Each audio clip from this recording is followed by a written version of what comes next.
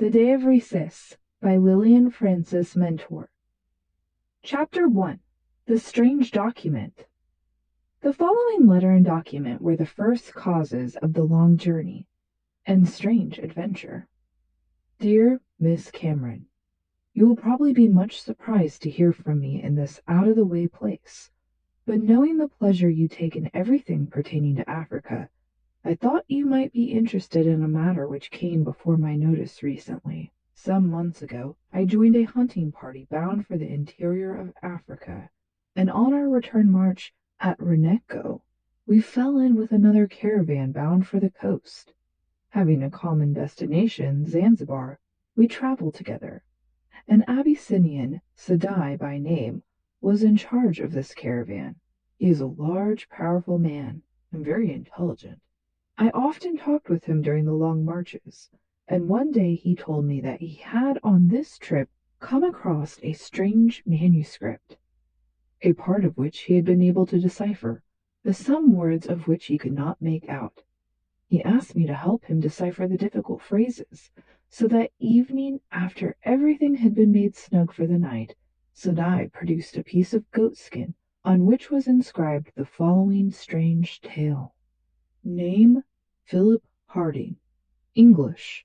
Left England July 6, 1801. Zanzibar, February 16, 1802. Expedition just left Bagamoyo. Myself and 9 other sailors started to overtake it. On 26th, lost our way, wandered long and far.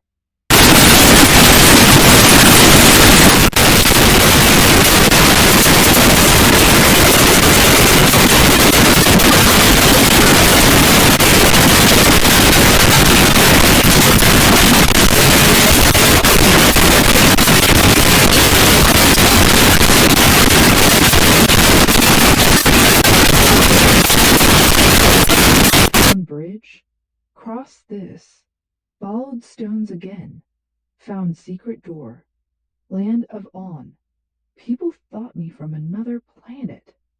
Lived in temple, strange people. No knowledge or connection with outside world. Highly civilized in their way. Have strange day of Resis. Mysterious ceremonies on this day. People never mention it. Day sacred. Here, 19 years, 1 month and 16 days. Made escape. Looked 5 days for opening key. Removed stone set in cliff behind palm tree under Eagle's Rock Mountain. Lifted lever seen in spring. Rock door turned, giving time to pass through. Passed into cave. Crossed bridge. Dropped torches in lake. Am lost, exhausted, starving. If document ever found, write friends. Growing weaker. Can write no more. Here the writing ended. The first part, or that part which had been written before entering the cave, was in regular lines, but the last was evidently written after entering the dark cave, or passage. As the characters were scattered and very irregular, Sadai intends placing the matter before the next party who are about to enter the interior and have them look up the mysterious cave and land. He says that the old man, of whom he got the manuscript, is still living and knows the entrance to the cave, in which he found the body of Harding still warm, and on it this strange document. Sadai is a trustworthy fellow, or otherwise I would take no stock in his story or manuscript. Hoping you may find some interest in this strange tale, I am very sincerely yours, Frank Boyd. Such was the letter and weird tale which came in Enola Cameron's mail one morning in the early 90s. Only the fact of hearing from Frank Boyd in Zanzibar surprised her. The story in itself did not surprise her, for she had so long made a study of Africa and its dark secrets that nothing pertaining to it seemed strange to her. She was as enthusiastic in this research as most women were in studying the art of dress and beauty. She had met the great explorer Stanley during his late visit to New York, and had read the story of his travels again and again. She had met Herbert Ward socially, had overhauled his trophies to her heart's content, and his books had also been added to the long shelf of African works in her library. Here poor Jameson's story had filled her eyes with tears, and here, too, she had escorted Glaive that she might, in confidence, reveal to him the one great desire of her heart, and to learn from him the possibility of its fulfillment. She had studied the history of the Dark Continent from every obtainable source. Works which for the average woman held no attraction aroused her in the liveliest interest. Her enthusiasm had reached such a pitch that but one course seemed open to her, namely, to experience the adventures which had made the name of Baker, Grant, Speke, Livingstone, and Stanley famous. She had passed her 20th birthday. She was of medium height and well-rounded figure, brimming over with health and strength, as was shown by her clear, rosy complexion and bright eyes, which lighted up with enthusiasm as new thoughts opened to life in her active brain. There was nothing of the so-called new woman about her. Far from it. She was a womanly woman with a great sympathetic heart and kindly nature. She was an orphan, her parents having died when she was yet a child, leaving her with a lifelong friend of the mother. This was Mrs. Graham, a most estimable woman, wealthy and moving in the best circle in the city in which they lived. Enola had long since learned to look upon Mrs. Graham and her kind husband as her second parents, and she was as dearly loved by them as were their own children. She had a snug fortune of her own, and was thoroughly independent. But now that she had made up her mind to go to Africa and ascertain the truth, or fallacy, of the tale which had just reached her, she felt a little hesitancy in broaching the subject to her friends. But she was not the one to be intimidated so easily, so went direct to the library where she knew that Mr. Graham and Harry, the son, would be, and opened the subject at once. "Uncle," she said, she always called her second parents uncle and aunt, "I am going to Africa, and will want your help." Mr. Graham's glasses fell from his nose, so suddenly did he look up. "To Africa?" he said. "Well, has it come to this?" "Exactly," said Enola. "Now don't look as if I had declared my intention of committing suicide, although in your eyes I suppose the two are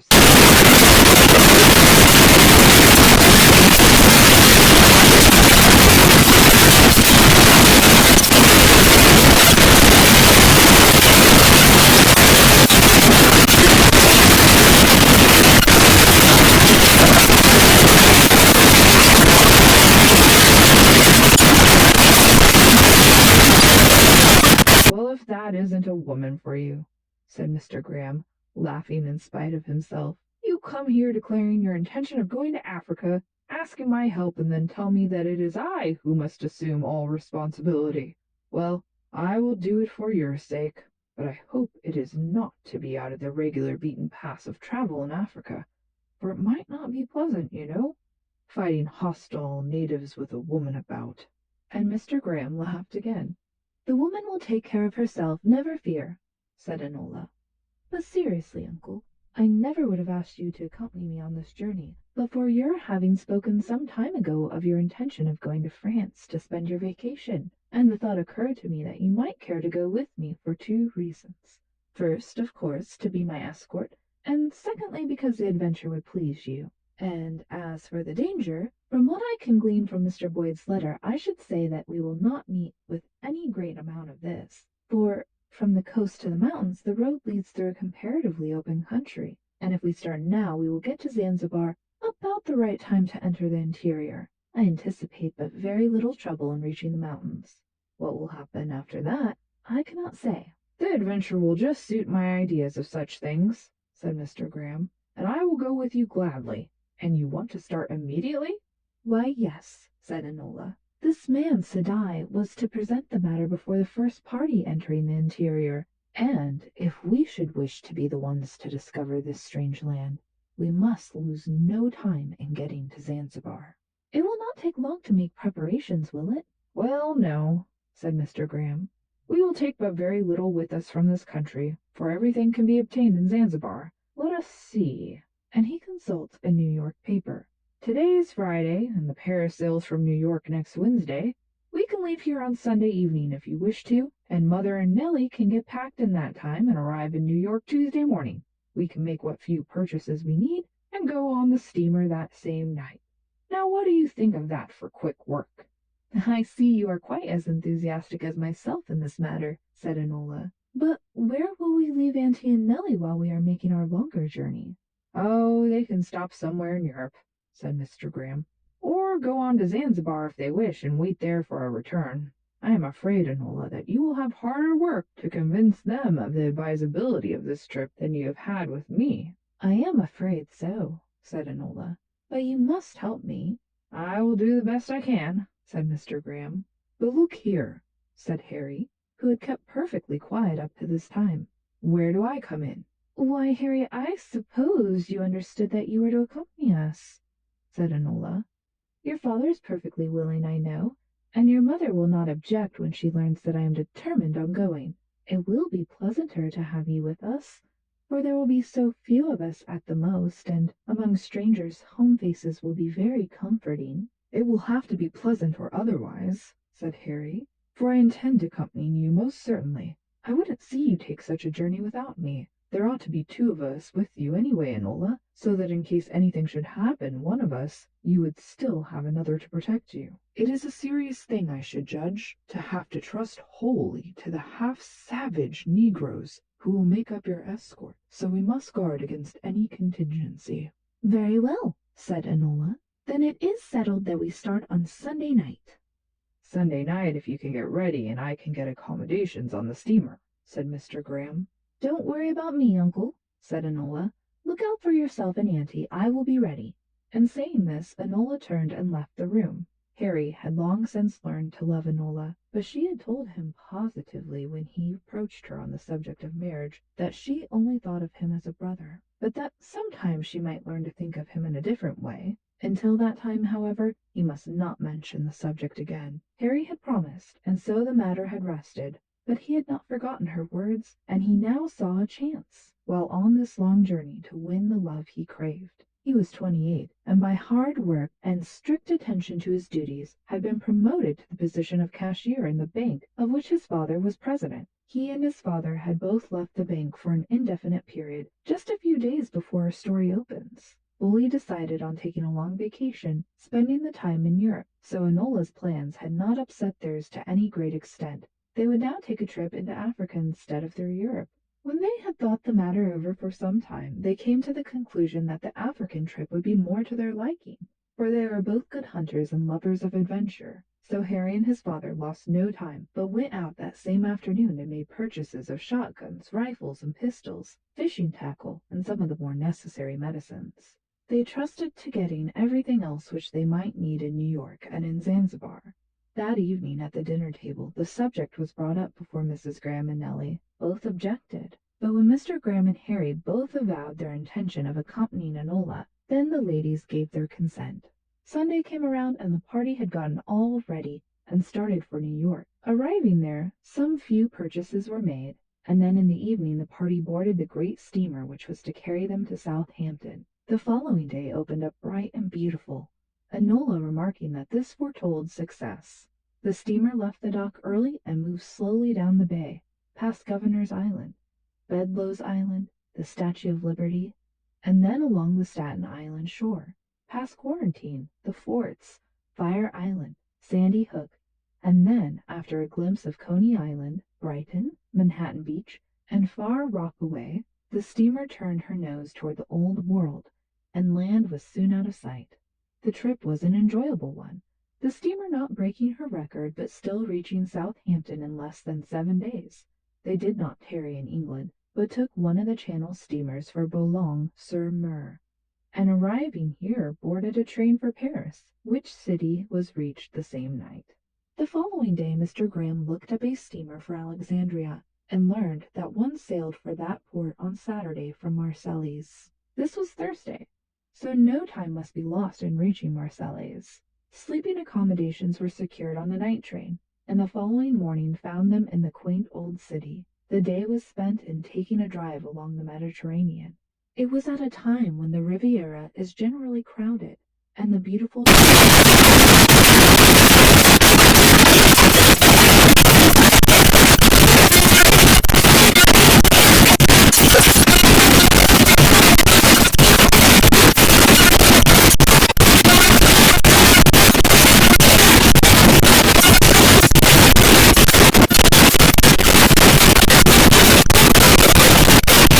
reaching Alexandria, and at these different places, the boat stopping for a few hours, our friends disembarked and made short excursions over the towns. At Alexandria, a freight steamer was found bound for Madagascar, and arrangements were made with the captain to give the ladies his cabin, Mr. Graham and Harry being satisfied with humbler quarters. Down through the Suez Canal, into the Red Sea, out through the Gulf of Aden, and then into the Indian Ocean, and the little steamer headed due south. This trip was rather slow, but without much hardship. The island of Zanzibar was at last sighted, and later in the day they were taken off in lighters. The civilized part, as Enola called it, of the journey was finished, and it remained now to make preparations for that other journey, which might prove less agreeable and a great deal more dangerous. End of section 1.